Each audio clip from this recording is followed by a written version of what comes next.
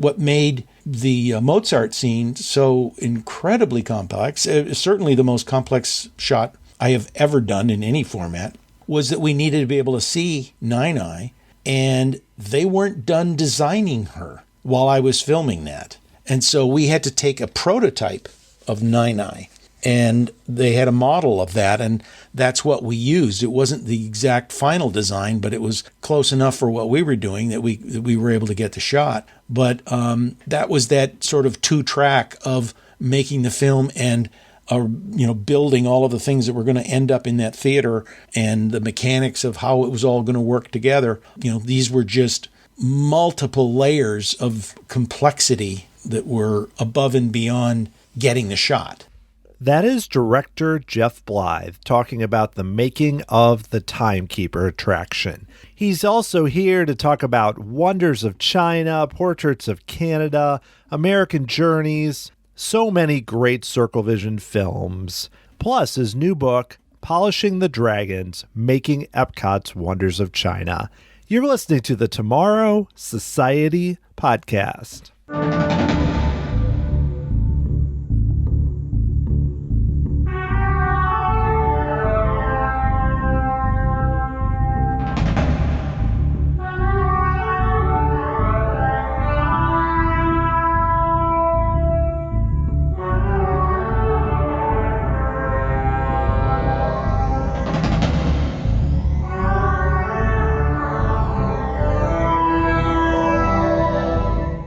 Thanks for joining me here on episode 124 of the Tomorrow Society podcast. I am your host, Dan Heaton.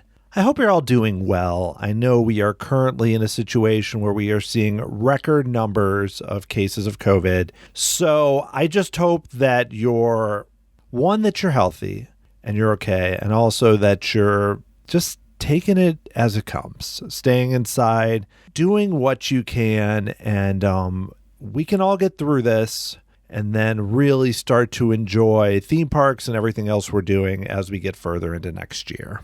And one thing about being more at home is I have spent more time looking back at attractions, either that are still at Disney that I enjoy or past attractions. And there's been some really cool things online. And one of them is an audio commentary of Reflections of China done by Jeff Blyth. This was put out by WDWNT, and they did a really good job where it's set up. It's a 360 video, but you can also, like on my TV where that isn't possible, all the screens are up there, and then you can hear Jeff talking about what it was like to direct that update to Wonders of China. So that's just one of many examples, but it leads well into what this episode is, which is, of course, an interview with Jeff Blyth. I became familiar with Jeff through his appearance on the Retro Disney World podcast, where he talked all about the Timekeeper, and then he appeared at their Retro Magic event. I unfortunately wasn't able to go, but they put all those clips out there on YouTube, and Jeff's presentation is definitely worth watching out there on the Retro WDW channel. A lot of what he talks about in that video, including with images and explanations from Jeff, really connects to what we go through on this podcast episode. I mentioned in the intro that Jeff has a new book, Polishing the Dragons, and I want to make a huge pitch for that book. If you are interested in the behind the scenes of how a film that plays at a Disney park gets made, you're going to love this book. Jeff goes so much into his experiences making Wonders of China, which of course was the first film at the China Pavilion at EPCOT Center and played for over 20 years. And Jeff also did Reflections of China, which was its replacement. And like I mentioned, The Timekeeper, so many other Circle Vision films, and has had just a really cool career. We even talk about The Shining, where he was involved with helicopter footage, and then also To Fly, which was one of the first IMAX movies and still plays at the National Air and Space Museum in Washington, D.C. I remember seeing that when I was a kid. I think I was like 7 years old and was just blown away. I'd never seen a film like that on that size before. So Jeff's had quite a career and really knows filmmaking, and I found a lot of that very interesting. But he's able to explain it in a way that's not too technical, where basically you and I can understand what he's talking about. So it was a really fun conversation. And I don't want to waste any more time. I want to get right to Jeff. So here we go. Here is Jeff Blyth.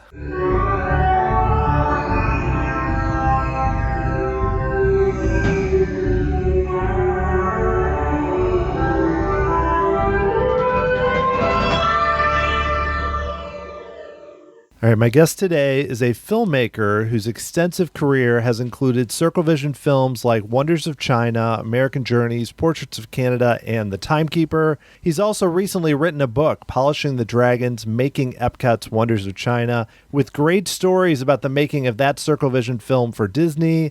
It is Jeff Blyth. Jeff, thank you so much for talking with me here on the podcast. Thank you. Thank you for the invitation. I really welcome the opportunity to talk about, making films for Disney. It's been something I've done for over 40 years, and it's always been very special to me. Yeah, and some of the, great attractions that Disney's done that kind of make them stand out have been some of the films, especially in Epcot and beyond. So it's great to learn some stories about that because like I mentioned in the book, there's so much in there that I did not know about how challenging it was. But before we even talk about the book, I'd love to learn a little bit more about your background. So when you were younger, how did you really get interested in becoming a filmmaker when you were growing up? Oh, I guess I'd have to blame my dad. He was taking home movies all the time, and he did it in 16 millimeter. And, we had a lot of family memories that were just always saved on 16 millimeter film. And at a certain point, I think it was in probably junior high school, I became really interested, and I got an 8 millimeter camera, started making films all the time. And, I've made kind of independent films for myself just ever since. Even today, I still make little animated films just for me. They're, no clients, no pay, but it's always been part of just sort of pushing the envelope of what I know as a filmmaker, of saying, I've got to try this. I haven't done this before. And so there was the thing I remember from that time period and even through high school. The one thing that really excited me more than anything was receiving that little yellow box from Kodak of, here's your film developed. And I couldn't wait to thread it into a projector and, to see how it turned out. Yeah. You can see that excitement. When you're doing something like Circle Vision and some really challenging technological feats with filmmaking, I suspect that interest would have to play a role. So, when you were growing up, were you really interested in the technological side of kind of the latest advances? Because going in the 70s and 80s, some of the things you were doing were definitely beyond just your typical filmmaking. Well, I once figured out that there's no job on a movie that I haven't done at one time or another, except for music.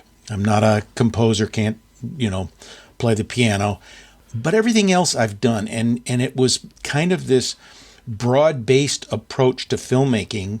And this was all before I ever came out to California. I had an interest in all of it. And that means both from the storytelling side, but also the technical challenges of how do you do that? How do you make a shot like that? How do you do that kind of editing or whatever?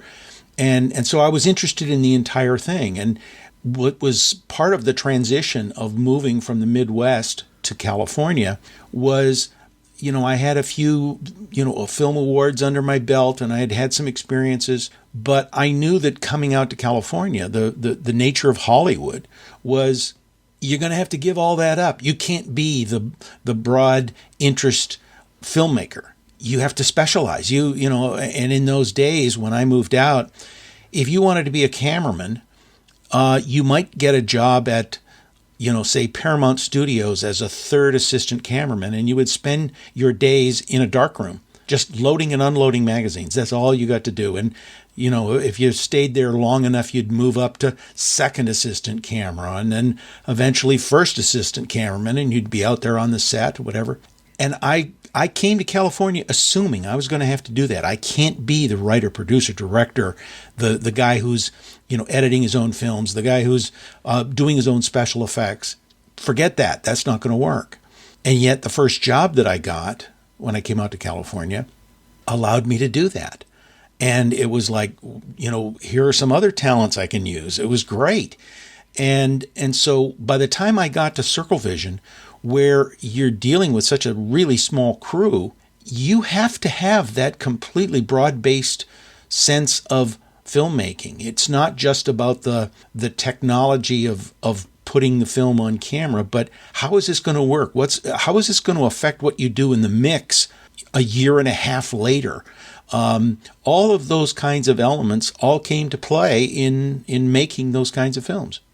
Yeah, and you mentioned your first job or getting started, and I know you worked with McGillivray-Freeman, who I'm a big fan of kind of the large format IMAX films even now, and that is like the company in that space. So the fact that you were able to get there in the mid-70s and work on To Fly, which I remember seeing as a kid, which still plays at the National Air and Space Museum, I'd love to know how that worked out and what it was like to work on that, such a monumental production it ended up being.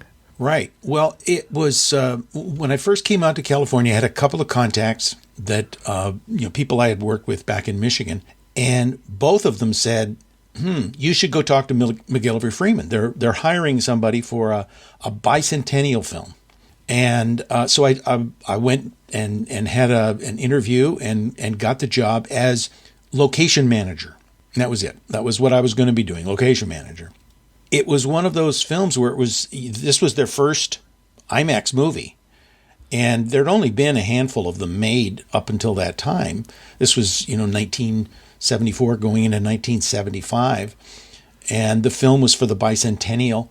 And we were, charged with making this film for the Air and Space Museum. And so over the course of the making of that film, I ended up doing any number of different parts of, well beyond the description of location manager, and ended up as the associate producer of the film. But it included, finding locations, doing local casting, finding the costumes and props for what we were filming, doing the special effects. I'm even in a couple of scenes in the film where it was just, we need somebody to ride on top of the stagecoach, or we need somebody for the, when the balloon goes past the church and knocks the bucket of paint over.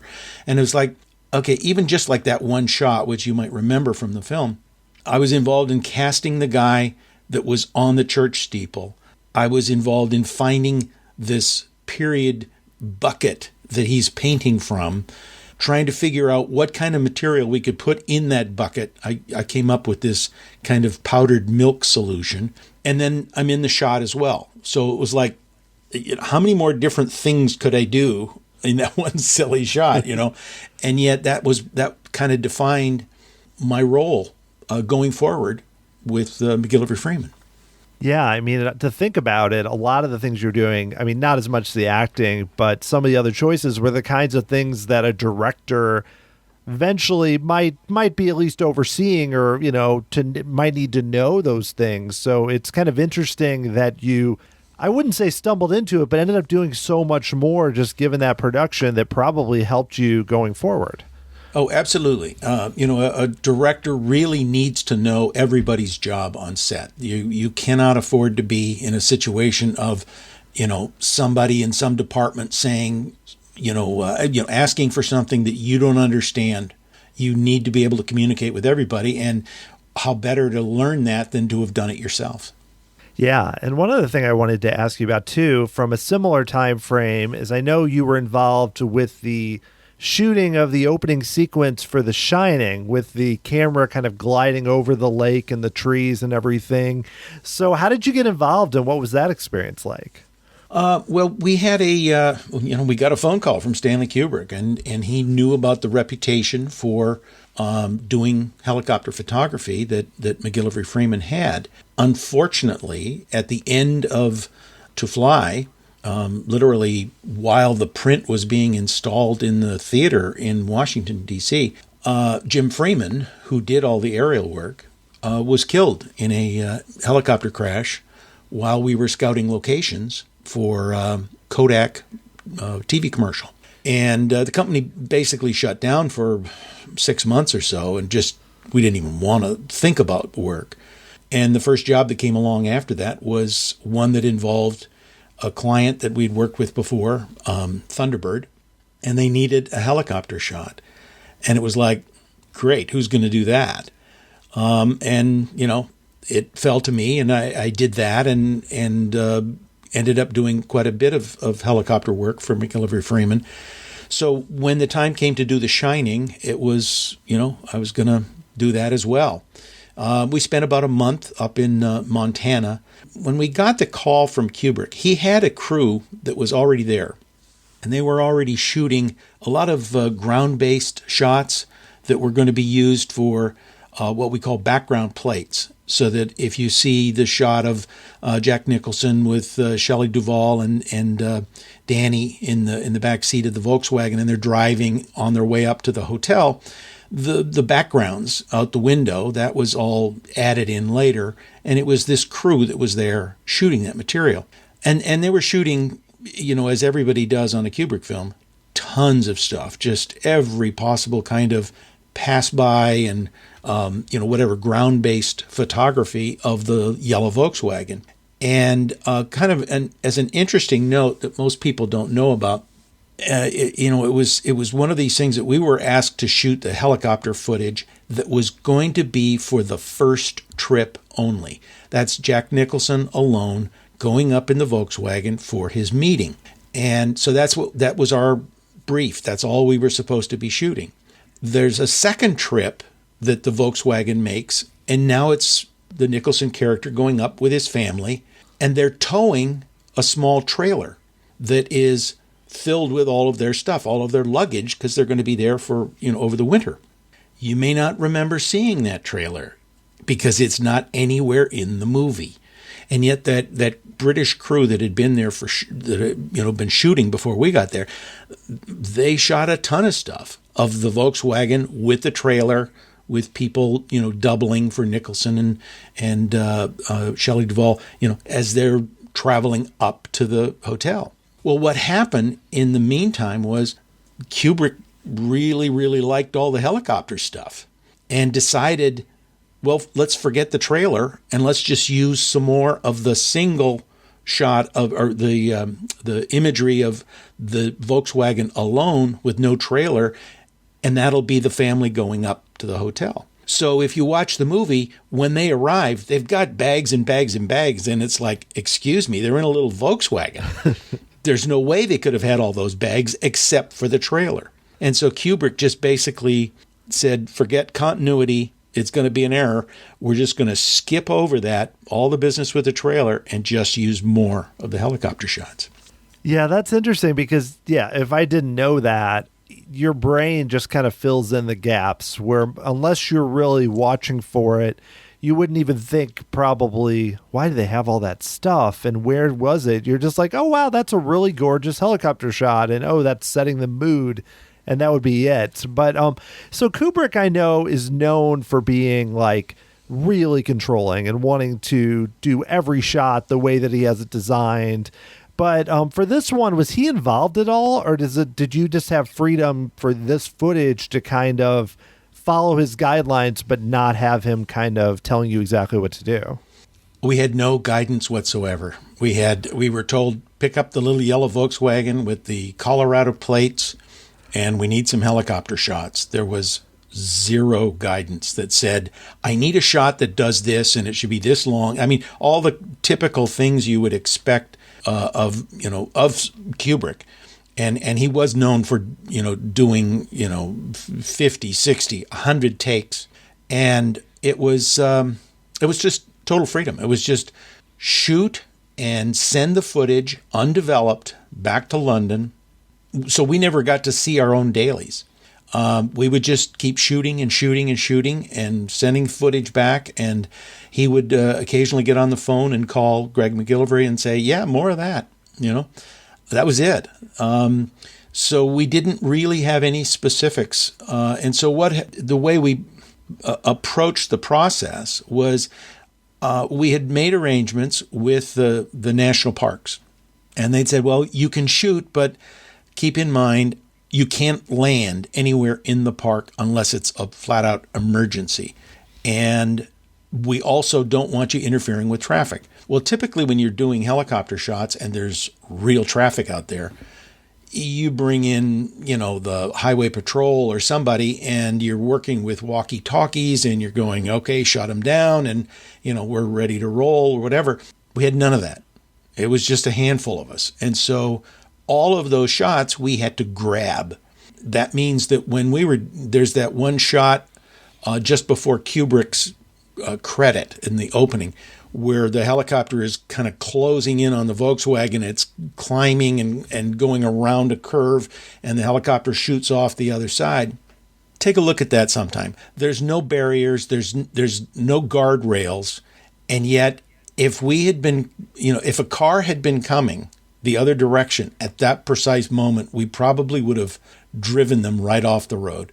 And we were just trying to do the best we could. I was in the helicopter with the pilot, Dwayne Williams, and we would go up to a fairly high altitude so that we could see ahead and know, all right, there's nobody coming. Let's go. Let's try to set up the shot. And then we'd dive back down, get to a position, and we had a number of shots that we had rehearsed, that we just had sort of discovered. And then we would just, let's do number 7, and because the weather is good or the light is good or whatever. And most of the shots that we did, as I said, we shot for a month, but most of the shots that made it into the film happened in a very brief period of time, just a couple of days, when the fall colors finally changed and we had some still air. Take a look at that opening shot of the lake. There's, not much of a ripple on that lake. And that made for really beautiful photography, not the least of which is because the helicopter was flying through such, smooth and steady air. Totally, yeah. And the results, they stand for themselves. I mean, it still holds up so well and is really well known. But I'd love to know next... I'd love to know how you got connected with Disney, ultimately, where you ended up working on Wonders of China, but when you started basically working with them. We got a phone call from Disney. I say we, it's McGillivray Freeman Films. And in fact, I took the call. And they said, we want to talk to Greg about doing a film in China for EPCOT. And I, said, well, what are the dates? And I thought, this is going to be problematic because we've got another big IMAX show that we're doing in Hawaii that was going to conflict. But I dutifully passed the information on to Greg, and he said, well, let's just talk with him. Let's have a meeting. Basically, Greg taught me, never say no to any film offer. You never know what's going to happen. So we took a meeting, and at the meeting, they wanted Greg to do this film. And Greg had told me that he was going to have to, he was committed to this film called Behold Hawaii for the Bishop Museum. And he said, well, you can do it. You'll do the film. And I had already had a very great interest in China and had written a feature film script about China. So I had done a lot of research, but that was all sort of coincidental. It was more of a scheduling issue that Greg said, well, you can do it. But we had to convince Disney of that. And we had a few meetings that were a little tense because it was sort of like, hang on a second, we wanted Greg. He's the guy that has the reputation. But at the same time, I had the reputation for doing helicopter shots. So it was one of these things where they basically said, well, as long as Greg's going to be there, okay, we're fine. And of course, you have to understand, Disney had this clock that was ticking. The opening date of EPCOT.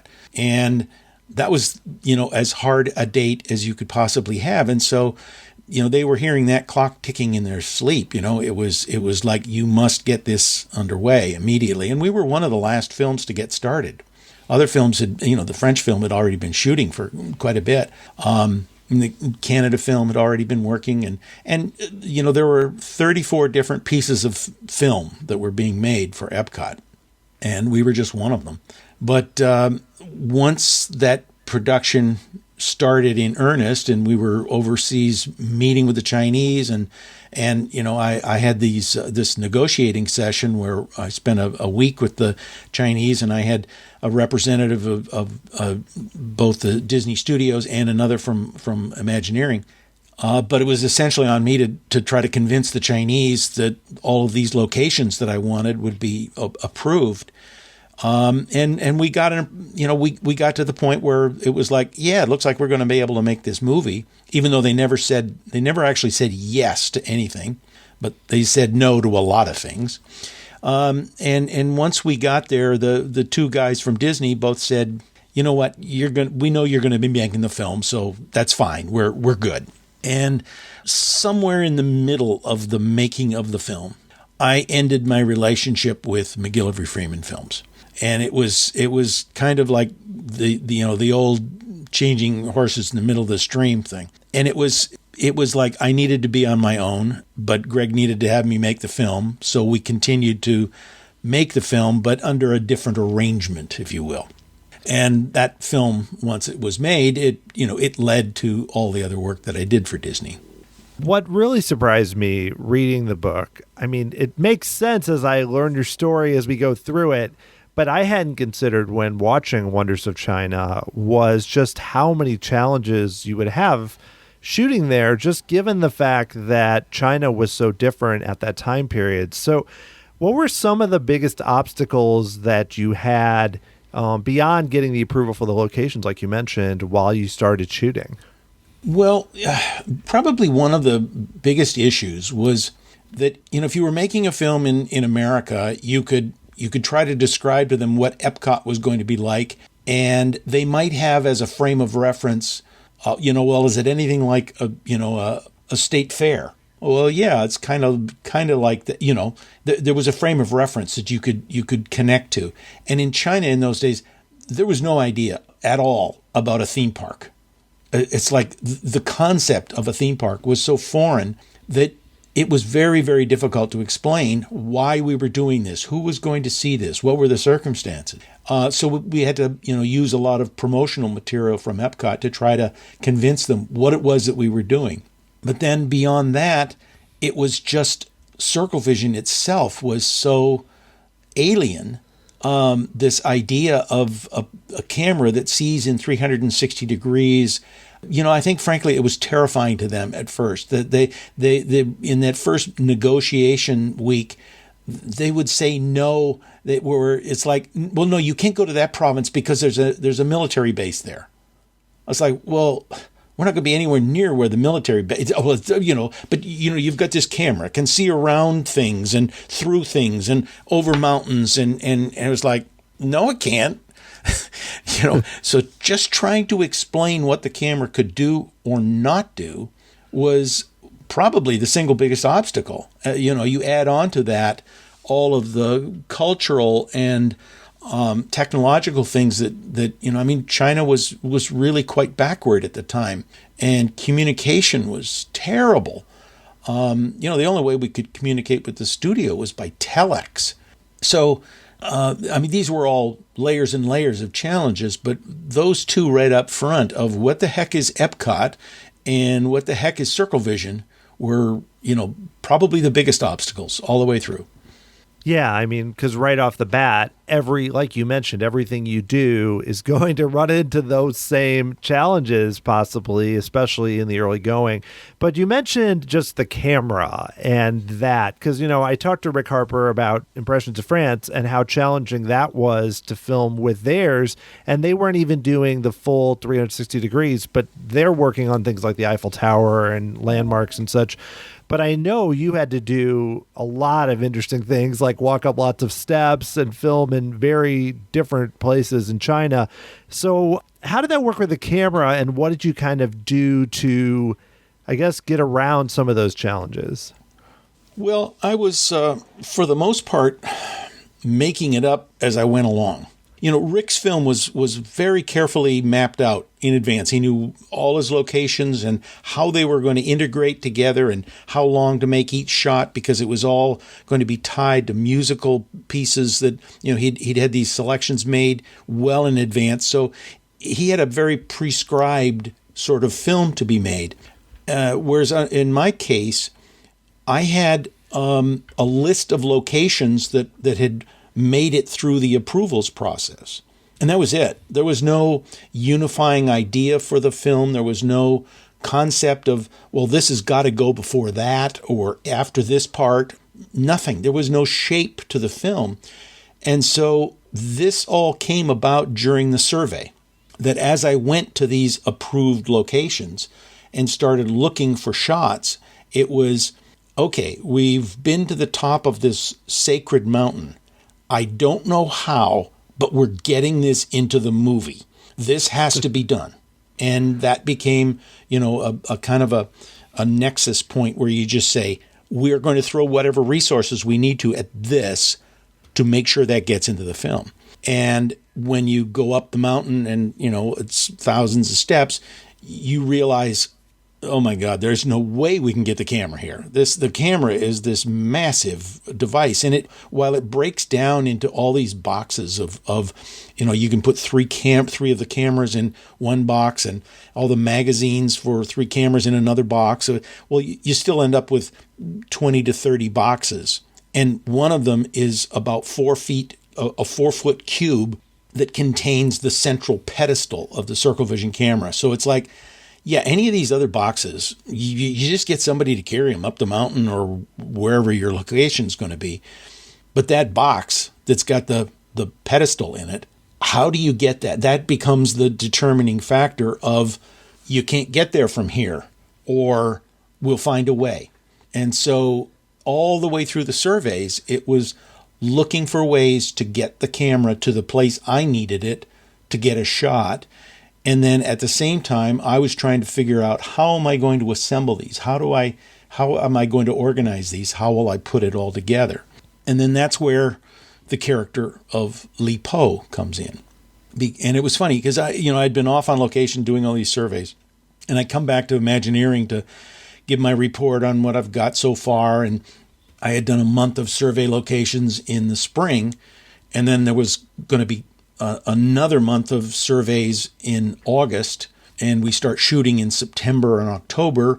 And then there was, from that point on, I was still scouting locations, but I'd try to fit them in, run off and go see something. But after that first survey, I came back to Imagineering, and I was talking with Randy Bright, who is the creative executive for all of the films that were going into EPCOT. And we both had the same idea at the same time. It was like an Abbott and Costello routine. We run into each other in the hall, and I'm going, I've got this idea, and he's going, I've got this idea, and I said, well, let me tell you mine first. And he goes, yeah, but I want to tell you mine. It's about a storyteller. I'm going, no, it's going to be a poet. See, and so we both had the exact same idea, but it was, I came back to him and I had the specifics because I had done all the research and figured out who would be the best candidate. But from Randy's standpoint, it was really, what's a good way to tell the story? And from my standpoint, what I was looking for was how to tell the story and not have it seem like it was, a communist manifesto, that what he was saying was, approved by the communist government, and that it was just, oh yeah, that's what they want you to believe. And so my solution to that was not just a storyteller, but the distancing of history, of make this a real person who existed some time ago. And, it would be the equivalent of, say, telling a story of England during the time of Thatcher and using Shakespeare as your guide. You'd go, okay, Shakespeare is not really associated with Thatcher politics. And so there's a kind of a safety there by having somebody who's not associated with the current political situation. So that was how that particular character came about. Then it was just a matter of how best to integrate him into the film, and writing a script that would say, okay, when we get to this place, we're going to run into Li Po again. I wanted him to be a presence. I knew he was going to narrate the film, but I also wanted him to show up at intervals so that you would at least feel like, well, we kind of got to know one Chinese person. There's only 1 billion of them, but there's one guy that we kind of connect with.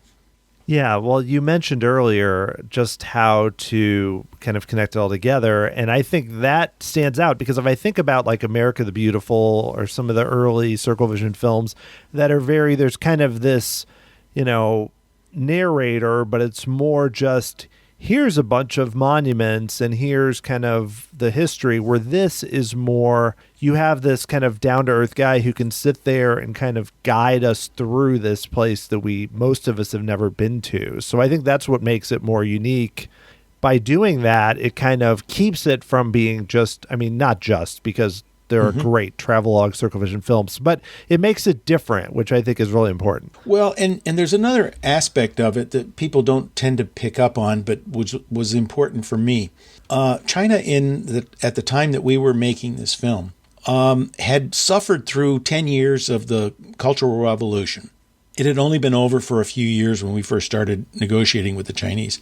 And the results of that were, horrific in terms of a lot of the cultural relics and historic sites that were, thoroughly damaged by the Red Guards, going wild and trying to destroy what they called the Four Olds.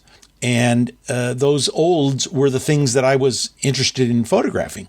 And so what Li Po represented for me was a connection to a China that in a way had, they had turned their backs on.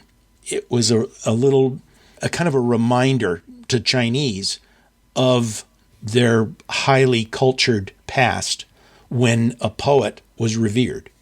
That's really interesting. And I think that also connects to the music, because I feel like that's another really strong part of the movie that stands out that people remember is the music from composer Du Mingzhen. And I'm just curious how that came together and kind of what you were thinking about when it was being kind of edited into the film. Well, all the way through the process, all my travels through China, I was exposed to a very, very wide range of Chinese music. Almost every evening we'd be going out to a ballet or a Peking opera or an acrobat show or going to watch a Chinese film or something. So we were seeing quite a bit of what was going on musically. And I was kind of keeping track of that. And in fact, I would buy records when I'd find them in stores that were sort of representative of a particular area, because you've got a lot of ethnic music that is very specific to parts of China. And I thought, well, we're representing those places in the films. And when we get there, it shouldn't be, Mantovani strings playing over it. It should be, something that's particular to that area. And so I had gathered up lots of resource materials because we didn't know where the music was going to come from. I had thought, we'd probably have somebody in the States write the music, compose the music. But I wanted whoever that was to have all these resource materials of, this is the instrumentation that you have for the Muslim-influenced Xinjiang area. And this is what, their music sounds like, that kind of thing, or Tibet or Mongolia or wherever. So I brought all those materials together. And when the time came to start editing the film, I used a lot of those musical cues as temp track. I could say, well, this music is appropriate for Xinjiang province. Let's put some of that in here for now. And so I was kind of educating the studio and Imagineering for what to expect for each of those areas. That it's like, oh, okay, it's going to be that kind of music. And so as we were looking for a composer, we talked to some composers in the U.S. and eventually settled on Mr. Du, who had done a number of films in China. I met with him, very quiet, unassuming guy. He got a real sense of what we were trying to do. And what I was trying to explain was that in the course of listening to all this music from all over China, some of it wasn't really going to fly very well to American ears, to Western ears. And so I kept saying, I need this flavor, I need this feel, but it needs to be appropriate for Western audiences. And Mr. Du got that. He understood that. And so he had the skill set to be able to write pieces that were soaring for, over Guilin, that were very distinctly Chinese, but had kind of a Western structure to them. Does that make sense? Yeah. And so what we ended up having to do was we did 2 recordings sessions, one in China where Mr. Du had a bunch of his students from a music conservatory play all the instruments that were ethnic that we just would have had a very, very hard time trying to find in Los Angeles, let alone people who could play them. And so we recorded those parts of the musical score in China, and then back at the studio, we recorded all of the Western style support that goes with those cues. Yeah, and I think that's important because even though you're presenting China, this is going to play in a theme park with a lot of guests that are coming from the West. So you have to find ways to make it, something new, but also palatable for a variety of audiences, which I think it does really well. And, I knew that because it was such an important cultural element to the Chinese, I knew we were going to include some Peking opera. The question was, how much, how bad, because it's the kind of, it is definitely an acquired taste. And, I sat through any number of hours and hours and hours of Peking opera live and knew that there were moments when it was, oh, that's actually pretty good. And there were lots and lots of times when it was just, oh my gosh, what a horrible noise. So I had to pick and choose. And so I was very, very careful about what we used, how we used it, and how we made it work into the film. But I knew it was going to be a short piece. Yeah. It's a quick moment that's great, and then we move on to the next thing. So, but I'm sure there was a lot of planning even to pick the right moment and have it work within the film. It was like trying to design the ultimate buffet experience, and you move along and you get a little taste of this and a little taste of this, and hopefully you walk away satisfied. Yeah, and I'm curious too. We've talked a lot about filming and the actual film, but for you, you talk in the book about some harrowing experiences, some really cool moments. Like when you look back at this film, what really stands out to you, like about the experience of making it, not just about the movie itself? I promised myself I wasn't going to use the expression, as I said in my book, but I'm going to have to use that now. One of the things that was kind of an overriding experience for me was the pressure that I felt to make this film for Western audiences. This was China. This was, one of the biggest countries on earth. Who knew at the time how important it was going to become to the world? But I just felt this tremendous responsibility of interpreting China for Western audiences to see at EPCOT. I had no idea how long the film would last, but all the way through, I kept saying, why me? Why not somebody who knows a lot more about China? Why not somebody who, is fluent in the language, has read the books, has done, studied the history, all of that. And that was a huge pressure on me all the way through this. And, the most satisfying part of it for me was that knowing the Chinese could, they had a contractual stipulation that they got to approve the final narration script. And, I worried so much about that because I was trying to please two masters. I needed to please Disney and what was going to be the audience at EPCOT, but at the same time, I had to please the Chinese with what I said, that they weren't going to be offended. And, I couldn't poke them in the eye if we were making this film in their country. So all the way through that was trying to find a way to negotiate a way to say things and kind of half say certain things. And how do I allude to this without really saying that? It was a little bit of an obstacle course to, I had to slalom my way through there. And in the end, we sent the script before we recorded narration, we sent it to the Chinese for approval. And the clock started running out on us. It was like, we need to get this film into the park. It's going to open. And we hadn't heard from the Chinese. And so I told the studio, I said, here, worst case scenario, we record the narration, we get it up, we get the film running, it's in the theater, and the Chinese come back to us and they're, a month late or whatever, and they say, you can't say this, you've got to fix that. So that was the plan, was, okay, it's the first version of the soundtrack, and we'll get the narration up, and, we'll make our deadline. So we did, and we made our deadline, and years went by.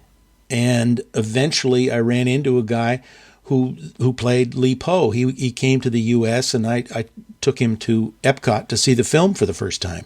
And I asked him, I said, what happened? You guys were going to get back to me and tell me what you wanted to have changed. And he said, if we'd wanted to change anything, we would have told you.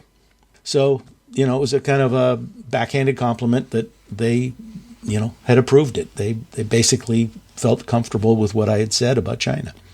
Wow, that sounds nerve-wracking, but I'm glad that it worked out and you didn't have to make some sort of last-minute scramble or something to fix it. But that's great. Great that they liked it, and also that you were able to kind of, like you said, walk that line with something that made sense and didn't just go one way or the other. So I think it was great. So I'd love to know about, too, you mentioned the book. So what interested you now? Wonders of China played for a little over 20 years, and then, of course, Reflections of China, which I know you worked on. But I'm curious about writing the book and your process for being interested in going into this detail about this film. Well, I had gone to a conference in Florida. I was invited to come and speak. It was called Retro Magic, and this was in 2019. And they said, we'd love you to come and be one of our speakers and talk about making circle vision films. And so it was like, yeah, sure. They were going to pay me to come and, cover my expenses. That was great. And I kept thinking, but who's going to sit there and listen to this? Who's coming to this thing? And I didn't know the mechanics of how the thing was set up. And they said, we've got 300 people that are going to be here, and they're big Disney fans. Well, if you were to look at the list of speakers, there are people who worked on Walt's trains. There are people who designed, ride vehicles. People who, Ron Schneider, who played Dreamfinder at the Imaginarium. And it was like, well, how do I fit into this? Well, as it turns out, I was the only one that was talking about actually making a film, the sort of centerpiece of an exhibit. Everybody else was about contributing to that whole process. And as they were done speaking, they'd all go off to the back of the room and sign copies of their books. And when I finished mine, I was the last speaker. People came up and said, well, where's your book? And I was like, yeah, where's my book? But I just honestly did not know until this was a year ago. I honestly did not know that there was an interest in these kinds of things, of, behind the scenes of anything from the theme park. And so that was a real eye opener for me. And it was like, well, yeah, I've got a ton of behind the scenes stories. And so I contacted two publishers that specialize in sort of Disney theme park books. And I ended up going with Bamboo Forest Publishing because they were willing to take a chance on me and my book and put in 400, actually more than 400 photos in color. And they hadn't done that before. They were willing to try that. And so, I had written a sample chapter, and they said, oh yeah, let's go. Let's make a book. It's so interesting that the turnaround was pretty quickly. I mean, you wrote it I've talked to people that wrote books that took 7 years or, a long time. And the fact that Retro Magic was just a little over a year ago and about a year from when your book came out, that's really impressive. But yeah, to your point about people's interest, I mean, I think a big part of it too is, one, people really like EPCOT and love this film, but two, Disney does not really release, they release, basic descriptions and behind the scenes, but not on this level at all. So I think there's a real hunger from fans for this type of detail and personal story that we just don't hear very much, except for now recently people retiring and like you mentioned at Retro Magic, but it's still such a new thing. So I think it's great this is out there because it's really rare even now to have an entire attraction like how it came together dissected in such a amount of detail. It's great. Well, one of the things that, to answer sort of two parts of the question here, one is, how did it come about in such short order? And with such detail. And it turns out that I've been a writer of journals, and I write in my journal every night without fail, whether there's anything interesting or not. I write it down, and so all of these films that I've done for Disney have been memorialized in book form already. Granted, it's handwritten, but year by year by year, I have shelves of these journals, and that way I was able to go through this, and I had a literal daily record of exactly what happened on which day, when we shot things, how the problems that came up, all of that, and so that was invaluable in being able to reconstruct for the book, how the film came together. From the earliest meetings right on through the premiere at EPCOT. That's really impressive that you had that, because that was kind of a follow-up I had was really, I'm impressed by how much information you had because, it's clearly not just coming from memories. You definitely had chronicled a lot of this. So I wondered if you had always kind of planned a book given how much information you had. I had not planned it because, frankly, I did not know until last year that there would be any interest in this sort of thing. And, so yeah, I've got all the details, and I've got a ton of memorabilia that I've collected along the way.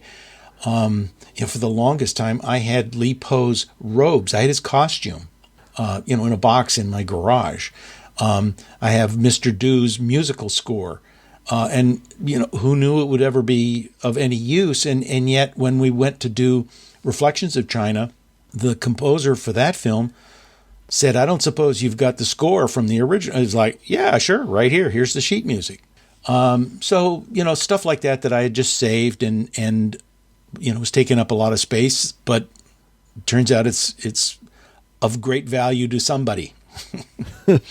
Well, speaking of Reflections of China, I mean, it's interesting in that it's considered or was presented by Disney as like a new film when I know a good portion of it was either, parts of it were from Wonders of China or unused footage. And then you had a new actor for Li Po. I'm curious, with modern China being what it was in the early 2000s, how different that was for you and how you kind of were able to put together a sort of new film.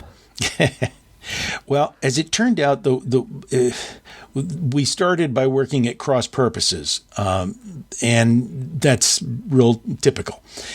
What my brief was when I first got hired to come back and do this was, we need to update certain scenes. And it wasn't like we're going to make a new film. It was we need to update certain scenes. And part of the issue had to do with some of the extras were wearing Mao jackets, which was, they were ubiquitous at the time that we made the film, the first time. And they obviously dated the film considerably. But the other thing that was huge was the Chinese absolutely had to replace everything having to do with Shanghai. Shanghai was their, is their crown jewel, and that fantastic waterfront that you see was literally an empty field. There was nothing across the river from old Shanghai when we made the first film, nothing. And so, here was one of the most fabulous cities in the world that had sprung up, and so they needed that. So it was do Shanghai and replace these scenes that and we had a screening and we went through it and we said, they're not too bad. The Mao jackets aren't too bad in this shot. We can keep that one. But, oh yeah, this one, yeah, look how obvious that is. So that scene. And so we flagged certain scenes and said, well, those have to be replaced. So the marching orders in going off to China was find replacements for these scenes and come up with new shots for Shanghai. And it wasn't until we came back to Imagineering and I had all my pictures put together now as, I take these 360-degree still images that were all pasted together. And we had these big presentation boards that date back to when Walt used to do his animated films. These were the kinds of storyboards that he would create. And so we had imagery for all the old shots, and then we put over them the new shots that were going to replace them. And it was a one-for-one process.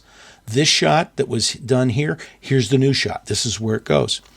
And in the course of making that presentation, Imagineering was going, oh, yeah, that's great. Oh, those are wonderful. Yeah, these are terrific. These are new updates. Wonderful. It was at that meeting that I learned that they were going to present it as a new film. And I realized immediately that was never going to fly, because the first shot that we were replacing was about 6 or 7 shots into the movie, which meant we would be using the first 6 or 7 shots of Wonders of China as it was. It's like, how are you going to sell that as a new film if it doesn't even start with something new?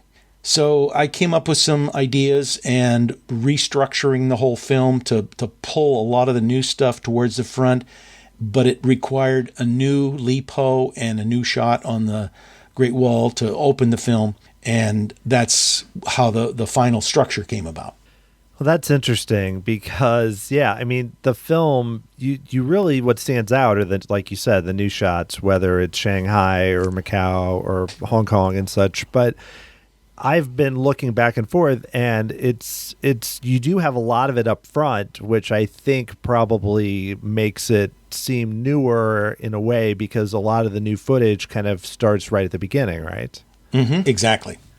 Well, I want to make sure to ask you about some of your other work, because you've done so much with Circle Vision beyond even the 2 China films. So I want to start with American Journeys, and I mentioned America the Beautiful earlier, and I find it so interesting to compare American Journeys to that, because American Journeys, being in the 80s, is so much more vibrant. There's so much more movement and everything. And I know you started second unit, but ended up doing a lot more. So I'd love to hear about what it was like to kind of make a new American Circle Vision film.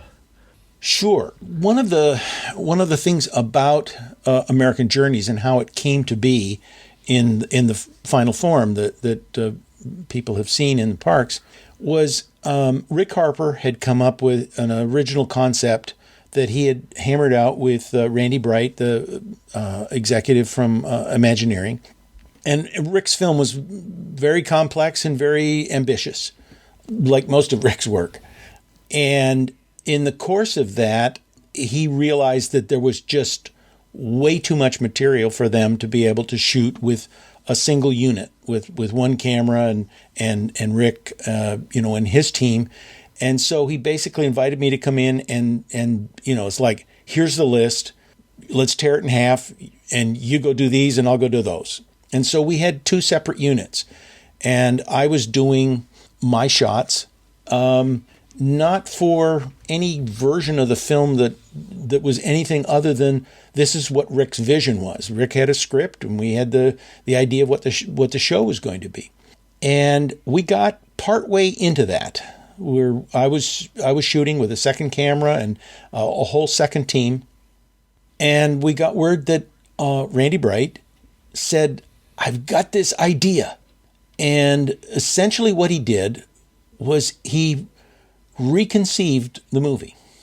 And he had done it to such a degree, it was so disruptive. And this is, people have to understand that once you set off to go make the movie, it's very, very hard to turn the aircraft carrier around. It just doesn't turn on a dime. It was headed in a particular direction. So it was so upsetting to Rick that he left the show. And he just said, this isn't the film I wanted to make. This isn't what I had planned to do. And he left. And so by default, it fell to me to finish up the film. But I did not want to do what Randy Bright had in mind. I wanted to do what Rick had in mind. I wanted to honor what Rick had already worked on. And I felt terrible for him that this was, what happened. And so I ended up writing a new script that was kind of borrowing from Randy and more paying tribute back to Rick. It was a hybrid. And, it's just like when I was writing the China film, you're trying you've got two masters and you have to please them both.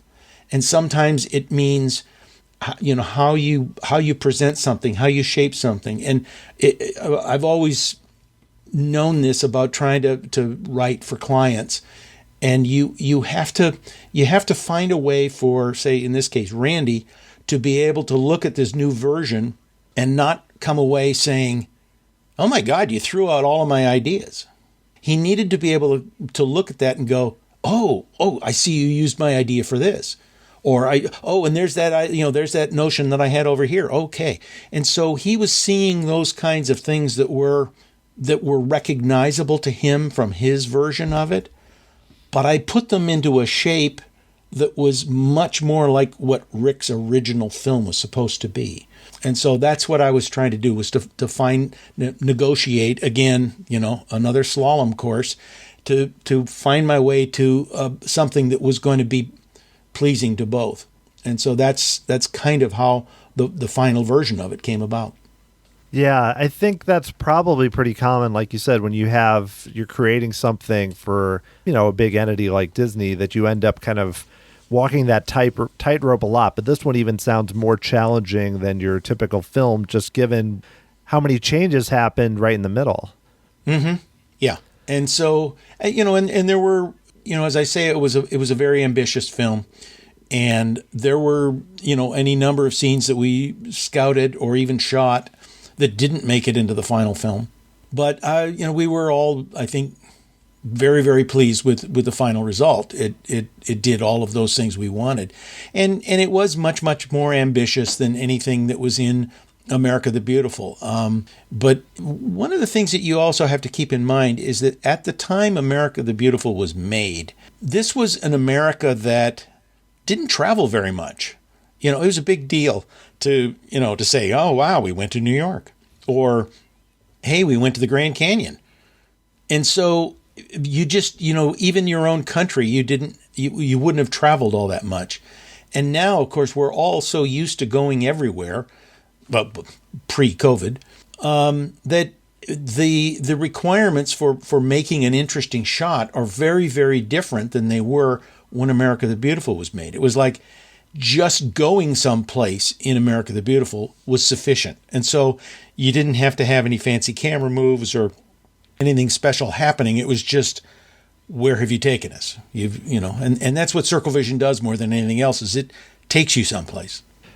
That's a great point, because I think America the Beautiful goes to St. Louis, where I live, and it just kind of shows the Gateway Arch and the courthouse there, and that already a lot of people might not have gone to. So, and it was very new at the time, so it's a big deal. But yeah, it wouldn't be enough today to show something like that. And it kind of connects to, I wanted to ask you about Portraits of Canada, which is a movie that you directed for the Vancouver Expo that also briefly played at EPCOT, because kind of like you talked about, this film goes to the next step, I think, in kind of setting up stories of individuals, which I think is kind of the next step as we get further into the 80s and move on with how people travel.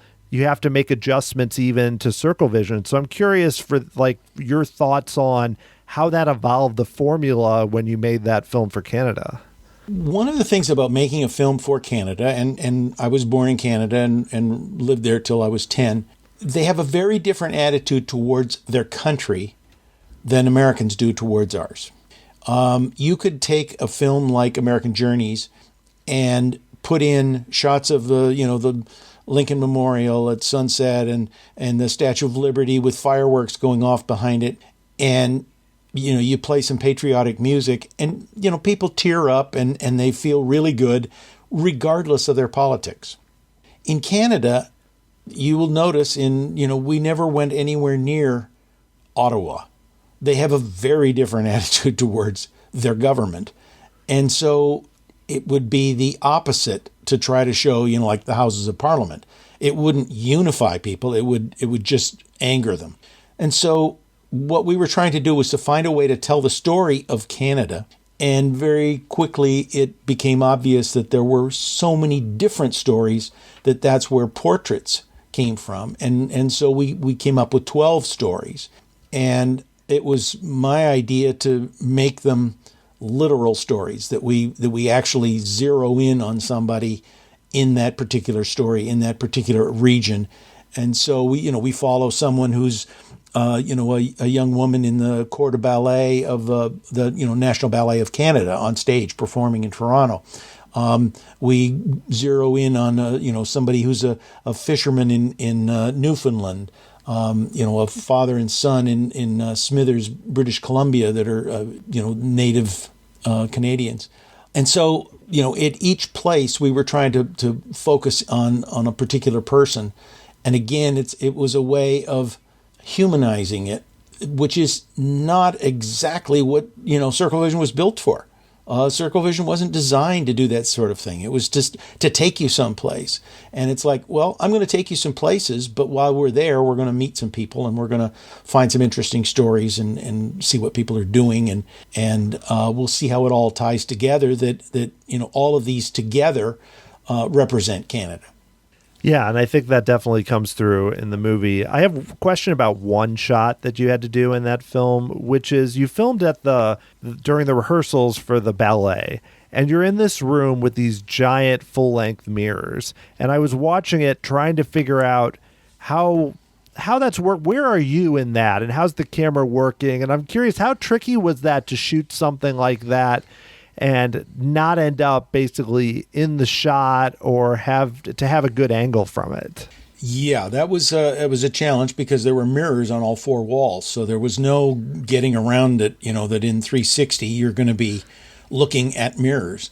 And it was very judicious placement of some curtains that were just very narrowly drawn together to just block the camera.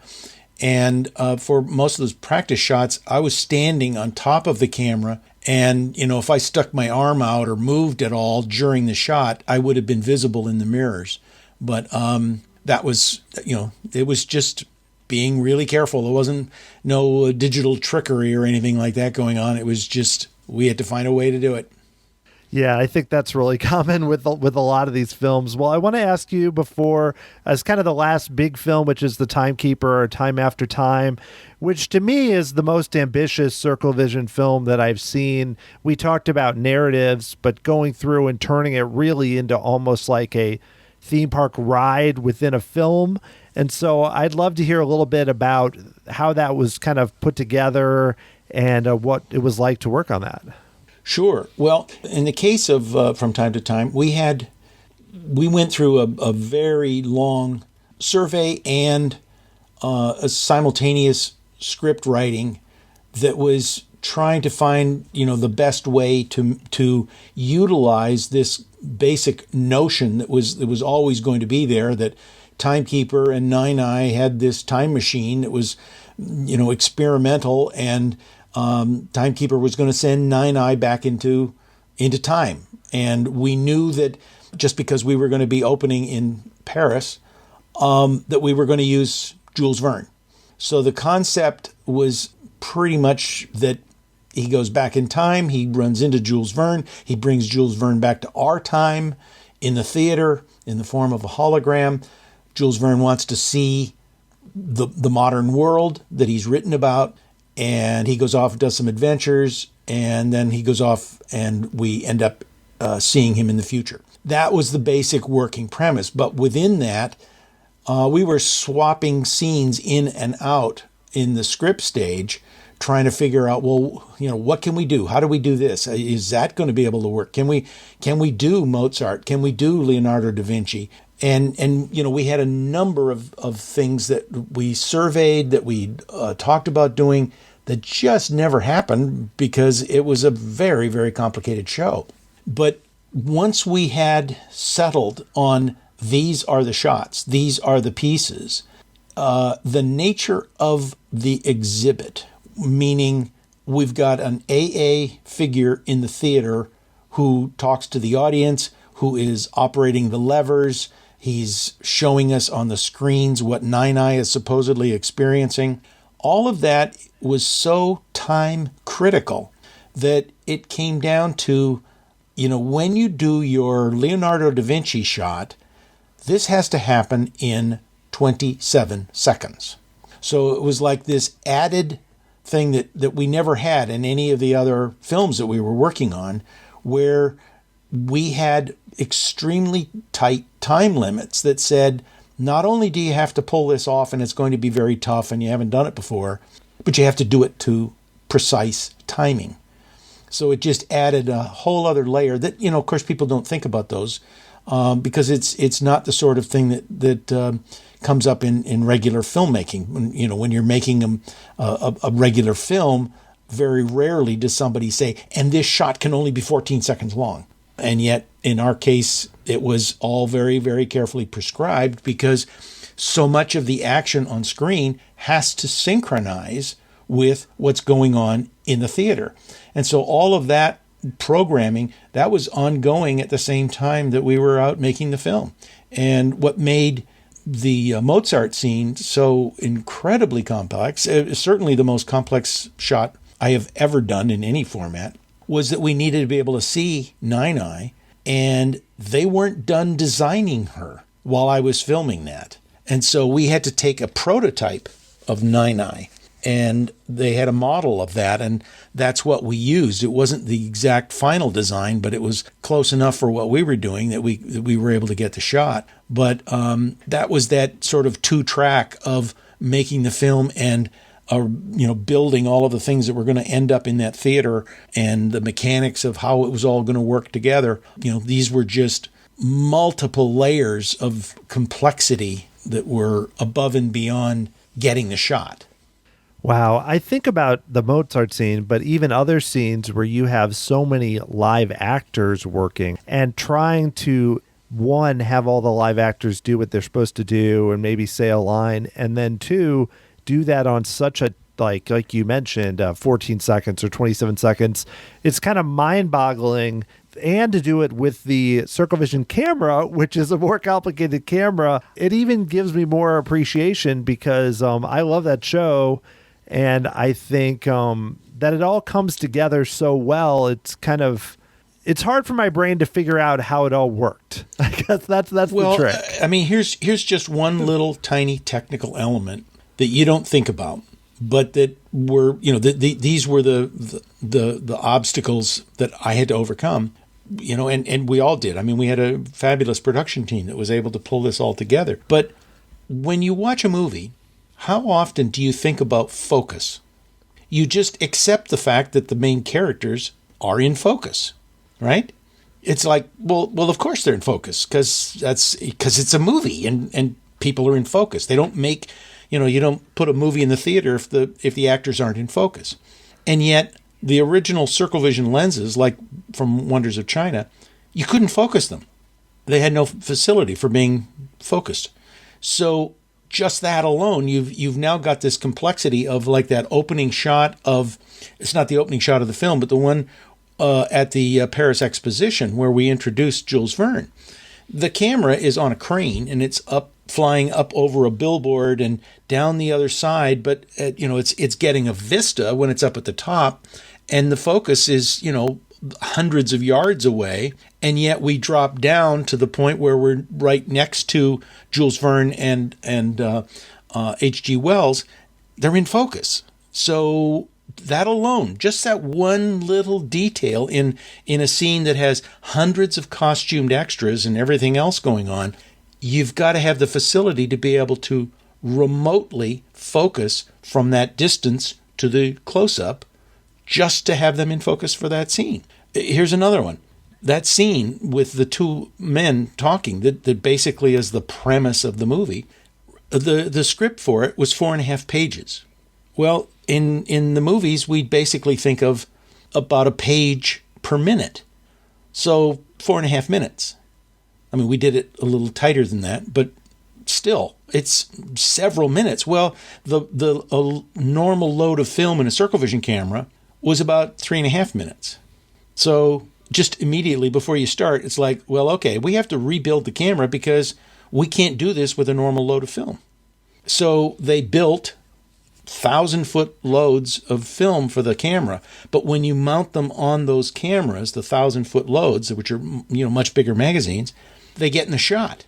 You would actually see them. They're so big that they stick up that they would be visible by the mirrors and the lenses. So they had to build an offset so that they would be tilted backwards. So it was like just getting the studio machine shop to build 9 of these little offsets that you could run the film through, and it was with no light leaks and all. I mean, it just gets on and on and on, just more and more complicated. Those are just 2 little elements of one shot. And I suspect that's the case with a lot of the shots. It's really impressive that was able to come together, and just the ingenuity. I think, like we've talked about with Wonders of China, how much on-the-fly kind of work you had to do to make it work is just stunning. It really shows what goes into each one of those films, and that really comes out in your book, too. Well, thank you. Yeah, it's like that first film, Wonders of China, it's like, yeah, I suppose, you could take somebody like me and who's never made a circle vision film before, never been to China before, and you can fumble your way through it and find your way and make a decent film out of it. You couldn't have done that From Time to Time or Timekeeper. It's just like, by the time you get to that level of complexity, there are a couple of us on the planet that could have made that film. Yeah, and the fact that you'd already done so many circle vision films, it totally made sense that you would work on that. Well, just one last kind of circle vision question here before we finish. Circle vision has been around a while and has obviously changed and been used different ways, but there's still, Disney just released a new Canada film recently. They've announced they're going to do another China film eventually in the near future or possibly further along. Why do you think this format continues to have such a great staying power? There's been technology changes, but it keeps kind of still playing a role in the parks, 50, 60 years from when it started. As I said earlier, the real strength of circle vision is this idea of, I'm going to take you someplace. And not just on a screen with a proscenium where you're sitting in a seat and here it is, presented in a rectangle and here's this image. It's the full environment. We're going to drop you down in the middle of something. And that's the strength of the medium, of this particular medium. And so regardless of how that image is acquired, whether it's a new 360 digital system or the old, the original 11, 16 millimeter cameras, or the 9 35 millimeter cameras, it almost doesn't matter. It's this idea of presenting a place to you. And, in 1/24th of a second, you go from being in one complete environment to a completely different environment. That's the strength. So, I think that's an important thing that people respond really well to in theme park environments and, attractions. So I'm sure that's got a lot to do with the staying power of this particular format. Well, great. And I totally agree. And I think that's going to be the case going forward, like you said, regardless of the technology. Well, I think that's a perfect place to end. Again, Jeff, I really like the book. To me, it gave so much more background, and you mentioned the photos, and I haven't mentioned that yet. The photos in the book add so much to the words that you have, and I think really make the book so memorable. So I'm glad that you were able to write it and you were inspired to do so. And thanks so much for talking with me here on the podcast. Well, thank you. I appreciate your interest in my work.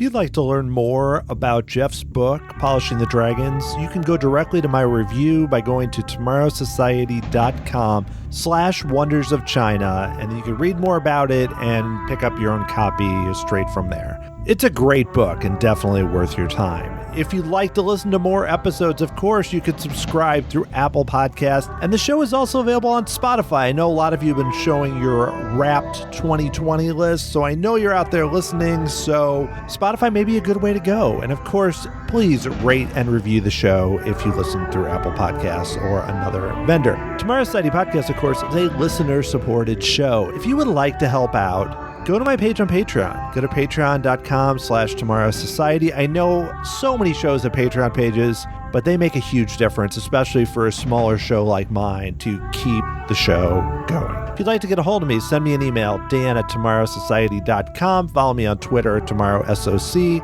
Facebook or Instagram at Tomorrow Society, and the YouTube channel, tomorrowsociety.com/YouTube, for a bunch of old home movies from Walt Disney World in the 80s and even the 70s. Tomorrow Society Podcast is hosted, produced, and edited by Dan Heaton.